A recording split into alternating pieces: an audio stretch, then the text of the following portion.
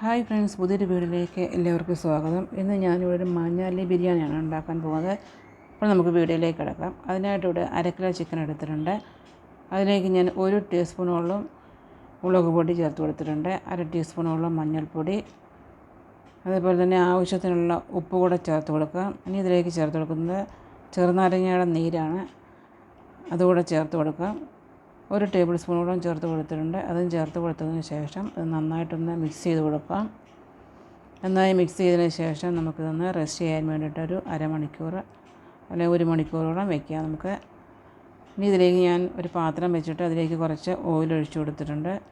അപ്പോൾ നമ്മൾ റെസ്റ്റ് ചെയ്യാൻ വെച്ചിരിക്കുന്ന ചിക്കൻ പീസസ് എല്ലാം നമുക്ക് 1 മണിക്കൂർ കഴിഞ്ഞതിന് ശേഷം ഇത് ഒന്ന് ഫ്രൈ ചെയ്തെടുക്കാം.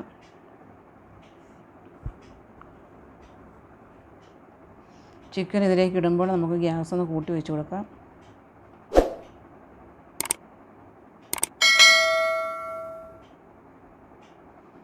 നമുക്കതൊന്ന് തിരിച്ചിട്ട് കൊടുക്കാം.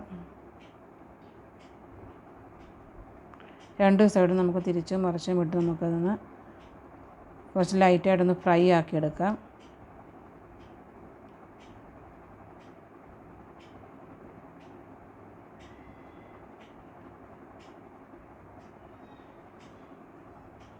ഇനി നമുക്കിതിലേക്ക് 1 കപ്പ് വെള്ളം കൂടെ ചേർത്ത് കൊടുക്കാം. വെള്ളം ചേർത്ത് കൊടുത്തതിന് ശേഷം ഇതൊന്ന് ഇളക്കി യോജിപ്പിച്ച് കൊടുക്കാം.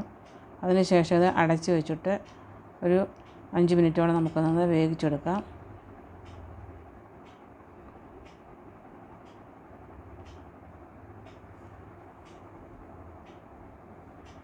ഇപ്പോൾ നമ്മൾ ചിക്കനൊക്കെ ഒന്ന് വേവിച്ചെടുത്തിട്ടുണ്ട്. ഇനി ഇതിലെ ഗ്രേവിയെല്ലാം ഞാൻ ഒരു പാത്രത്തിലേക്ക് കോരി മാറ്റി വയ്ക്കുകയാണ്. അതിനുശേഷം നമുക്ക് ഈ ചിക്കൻ പീസസ് എല്ലാം ഒന്ന് ഫ്രൈ ചെയ്തെടുക്കാം. അതിനായിട്ട് കുറച്ച് ഓയിൽ കൂടെ ഇപ്പോൾ ചേർത്ത് കൊടുത്തിട്ടുണ്ട്. ഓയിൽ ചേർത്ത് കൊടുത്തതിന് ശേഷം ഇത് ഫ്രൈ ആക്കി എടുക്കാം. ഇപ്പോൾ 2 സൈഡിലേക്ക് തിരിച്ച് മറിച്ച് വിട്ട് നമുക്കൊന്ന് ഫ്രൈ ചെയ്തെടുക്കാം. അപ്പോൾ ഒരു സൈഡ് ഒന്ന് ഫ്രൈ ആയി വന്നിട്ടുണ്ട്. വീണ്ടും മറ്റേ സൈഡോടെ നമുക്കൊന്ന് തിരിച്ചിട്ട് കൊടുക്കാം.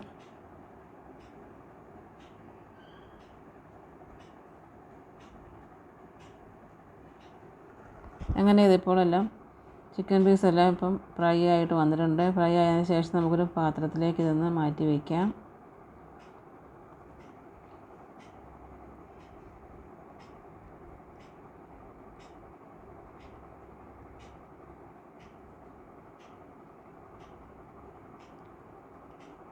ഇനി നമുക്ക് ബാക്കി ഓയിലിലേക്ക് നമുക്ക് കുറച്ച് കറിവേപ്പില ചേർത്ത് കൊടുക്കാം. കറിവേപ്പില ചേർത്തതിന് ശേഷം ഇതിലേക്ക് ചേർത്ത് കൊടുക്കുന്നത് 2 സവാള കട്ട് ചെയ്തതാണ്. 2 സവാള കട്ട് ചെയ്തത് നമുക്ക് ചേർത്ത് കൊടുക്കാം. ചേർത്ത് കൊടുത്തിട്ട് ഇത് നന്നായിട്ടൊന്ന് ഇളക്കി കൊടുക്കാം. ഇനി ഇതിലേക്ക് ചേർത്ത് കൊടുക്കാൻ പോകുന്നത് 1 തക്കാളി നമ്മൾ കട്ട് ചെയ്ത് വെച്ചിട്ടുണ്ട്, അതുകൂടെ ചേർത്ത് കൊടുക്കാം.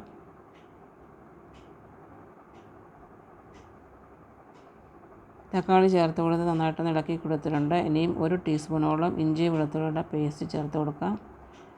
ഇനി അതിലേക്ക് ചേർത്ത് കൊടുക്കുന്നത് 2 പച്ചമുളക് നമ്മൾ കട്ട് ചെയ്ത് വെച്ചിട്ടുണ്ടായിരുന്നു, അതുകൂടെ ചേർത്ത് കൊടുക്കാം. അതും ചേർത്ത് കൊടുത്തതിന് ശേഷം ആവശ്യത്തിനുള്ള ഉപ്പ് കൂടെ ചേർത്ത് കൊടുക്കാം. ഇപ്പോൾ ഉപ്പും ചേർത്ത് കൊടുത്തിട്ടുണ്ട്. ഇനി നന്നായിട്ടൊന്ന് മിക്സ് ചെയ്ത് കൊടുക്കാം. ഇനി ഇത് അടച്ച് വെച്ച് നമുക്കൊന്ന് വേവിച്ചെടുക്കാം. തക്കാളിയൊക്കെ നന്നായിട്ടൊന്ന് വെന്ത് വരണം, അതിനായിട്ടാണ് അടച്ച് വെച്ച് വേവിച്ചെടുക്കാം. അപ്പോൾ നമ്മൾ തക്കാളി കുറച്ച് വെന്ത് വന്നിട്ടുണ്ട്. ഒന്നുകൂടെ ഒന്ന് വെന്തതിന് ശേഷം നമുക്ക് ബാക്കി ഇതിലേക്ക് മസാലയൊക്കെ ചേർത്ത് കൊടുക്കാം.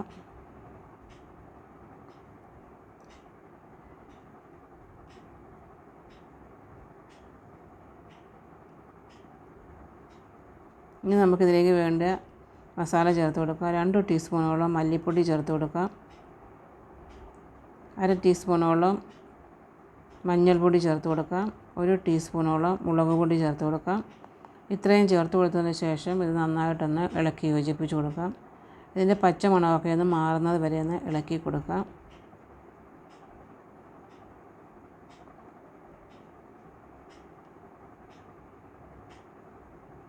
ഇനി നമ്മളിതിലേക്ക് ചേർത്ത് കൊടുക്കുന്നത് നമ്മൾ ഗ്രേവി കുറച്ചെടുത്ത് മാറ്റി വെച്ചിട്ടുണ്ടായിരുന്നു, അതുകൂടെ ഇതിനകത്തേക്ക് ചേർത്ത് കൊടുക്കാം. ചേർത്ത് കൊടുത്തതിന് ശേഷം നന്നായിട്ടൊന്ന് ഇളക്കി കൊടുക്കാം.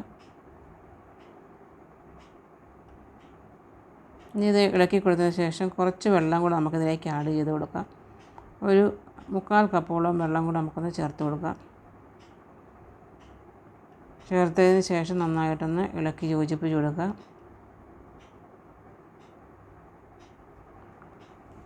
ഒന്ന് തിളച്ച് വരുമ്പോഴത്തേക്ക് നമുക്കിതിലേക്ക് 1 സ്പൂൺ നാരങ്ങാനീര് കൂടെ ചേർത്ത് കൊടുക്കാം.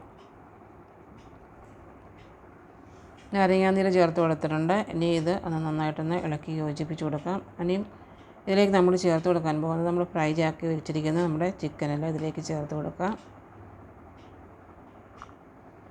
ചിക്കൻ ചേർത്ത് കൊടുത്തിട്ടുണ്ട്. ഇനി ഇത് നന്നായിട്ടൊന്ന് ഇളക്കി കൊടുക്കാം. മസാലയൊക്കെ അതിലേക്കൊന്ന് പിടിച്ച് വരണം. അതിനായിട്ട് നന്നായിട്ടൊന്ന് ഇളക്കി യോജിപ്പിച്ച് കൊടുക്കാം.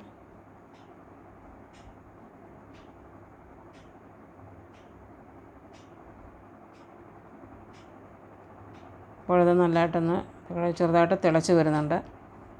ഇതിലേക്ക് ഗരം മസാല ചേർത്ത് കൊടുക്കാം. 1/2 ടീസ്പൂണോളം ഗരം മസാല കൂടെ ചേർത്ത് കൊടുക്കാം.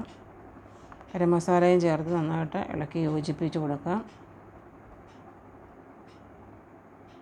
ഇതിൻ്റെ ചാറൊക്കെ കുറച്ചുകൂടെ ഒന്ന് വറ്റി വന്നിട്ടുണ്ട്.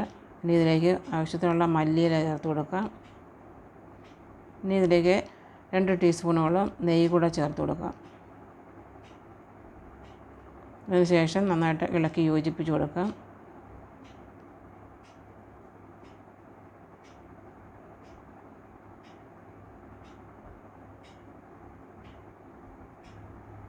അപ്പോൾ നമ്മുടെ മഞ്ഞാലി ബിരിയാണിയുടെ ചിക്കൻ കറി ഇവിടെ റെഡി ആയിട്ടുണ്ട്. ഇനി ഇത് വാങ്ങി വെച്ചതിന് ശേഷം നമുക്ക് ചോറ് വയ്ക്കാം. അതിനായിട്ട് ഞാനിപ്പോൾ പാത്രം വെച്ചിട്ട് ഇതിലേക്ക് 2 സ്പൂൺ നെയ്യ് ഒഴിച്ച് കൊടുത്തിട്ടുണ്ട്. അതിലേക്ക് തന്നെ കുറച്ച് ഓയിൽ കൂടി ചേർത്ത് കൊടുക്കാം. 2 സ്പൂൺ ഓയിൽ കൂടെ ചേർത്ത് കൊടുത്തിട്ടുണ്ട്. ഇതിലേക്ക് ഒരു സവാള കട്ട് ചെയ്തത് നമുക്കൊന്ന് ഫ്രൈ ചെയ്തെടുക്കാം. ഇത് ചോറിൽ ലാസ്റ്റിൽ നമുക്ക് ഒന്ന് ഗാർണിഷ് ചെയ്യാൻ വേണ്ടിയിട്ടാണ്. ഇതിപ്പോൾ ബ്രൗൺ കളറായി വന്നിട്ടുണ്ട്. ഇതൊന്ന് കോരി മാറ്റി വയ്ക്കാം. അതിനുശേഷം ഇതിലേക്ക് ചേർത്ത് കൊടുക്കാൻ പോകുന്നത് പട്ട, ഗ്രാമ്പു, ഏലക്ക, ബേ ലീഫ്, 1 ടീസ്പൂൺ പെരുംജീരകം, ഇത്രയുമാണ് ചേർത്ത് കൊടുത്തിരിക്കുന്നത്. സോറി, അതിൻ്റെ വീഡിയോ നമുക്ക് കിട്ടിയിട്ടില്ല, എടുത്തപ്പം അതിനകത്ത് വന്നിട്ടില്ല. ഇനി ഇതിലേക്ക് ചേർത്ത് കൊടുക്കുന്നത് 1 ടീസ്പൂൺ വെളുത്തുള്ളി ചെറുതായിട്ട് കട്ട് ചെയ്തതാണ്. അതുകൂടെ ചേർത്ത് കൊടുക്കാം. അതും ചേർത്ത് കൊടുത്തതിന് ശേഷം നന്നായിട്ടൊന്ന് ഇളക്കി കൊടുക്കാം.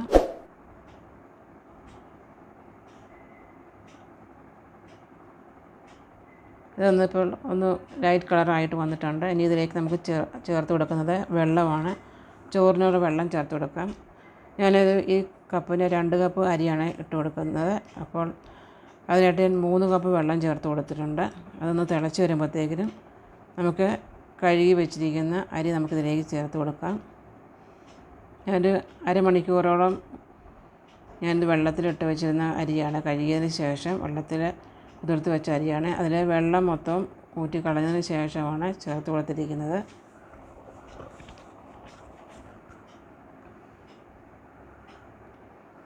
ഇത് നന്നായിട്ട് ഇളക്കി യോജിപ്പിച്ച് കൊടുക്കാം. ഇനി ഇതിലേക്ക് ചേർത്ത് കൊടുക്കുന്നത് ആവശ്യത്തിനുള്ള ഉപ്പ് കൂടെ നമുക്ക് ചേർത്ത് കൊടുക്കാം.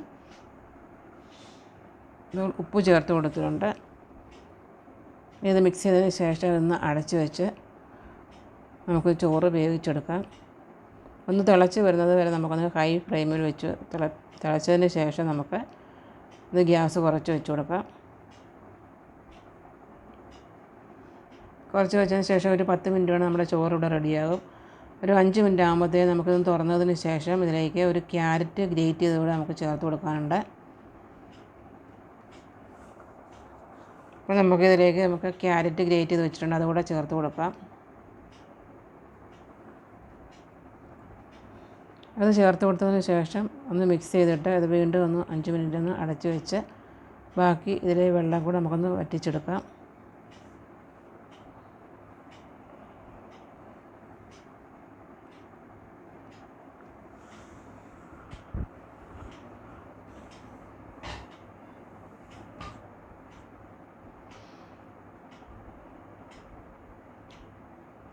ഇപ്പോൾ നമ്മുടെ ചോറ് ഇവിടെ റെഡിയായി വന്നിട്ടുണ്ട്. അപ്പോൾ അതിലെ വെള്ളമെല്ലാം നന്നായിട്ട് വറ്റി നല്ല റെഡിയായിട്ടുണ്ട്. അങ്ങനെ നമ്മുടെ ചോറ് ഇവിടെ റെഡിയായിട്ടുണ്ട്. ഇനി ഇതൊരു പാത്രത്തിലേക്ക് മാറ്റാം. അപ്പോൾ നമ്മുടെ വീഡിയോ ഇവിടെ കഴിഞ്ഞിരിക്കുകയാണ്. വീണ്ടും പുതിയൊരു വീഡിയോ ആയിട്ട് കാണാം. അതുവരേക്കും ബൈ. Thanks for watching.